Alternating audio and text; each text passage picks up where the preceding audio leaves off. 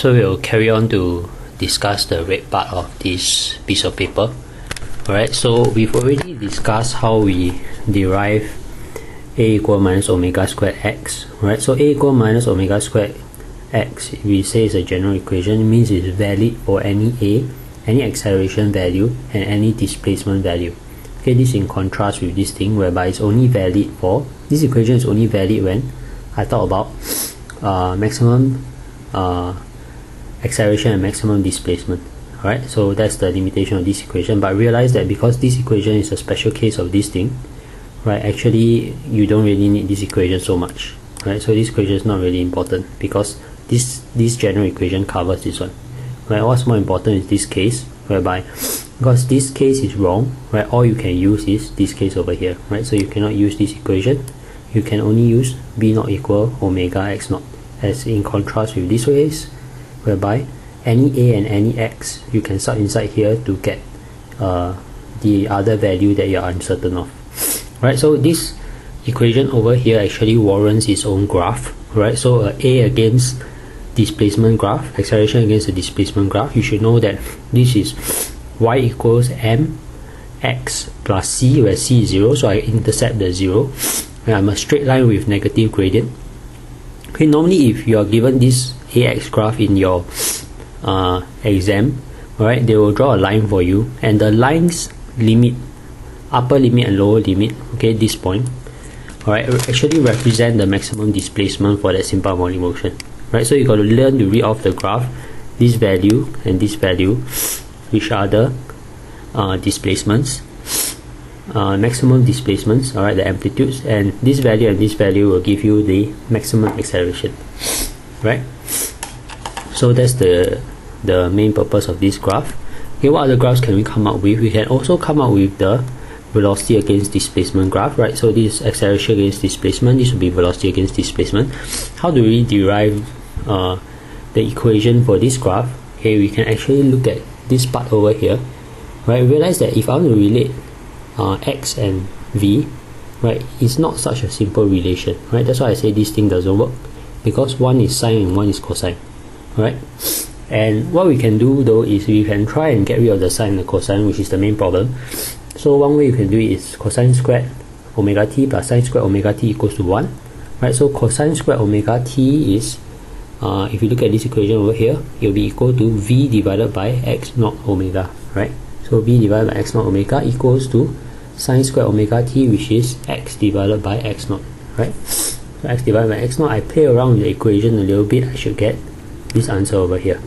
Right, and this is my general equation that relates v, a general equation that relates v to displacement. Right, so any v I'm interested in, I can sub here, right, to get displacement, or any displacement I have, I can sub here to get v. Right, and realize that this case actually simplifies to this case. Right, if I substitute, when does this happen? When maximum velocity, how do I get this value rather?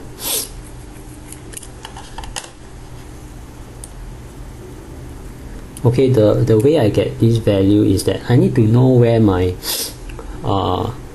maximum velocity is. So if you look at this diagram, where do I have maximum velocity? I have maximum velocity at positions A, C and E. Right, so at position A, C and E, realize that my displacement is 0. Right, so I must sub x to be 0. If I sub x to be 0, then this thing collapses into v naught, because it's maximum velocity now, equals to omega x naught, which is actually this relation over here. Right, so this thing actually simplifies into this thing for a special case when my x equals 0. Okay, so how to draw this equation in graphical format? Right, so realize that this is some kind of ellipse. Right, basically it's some oval shaped thing.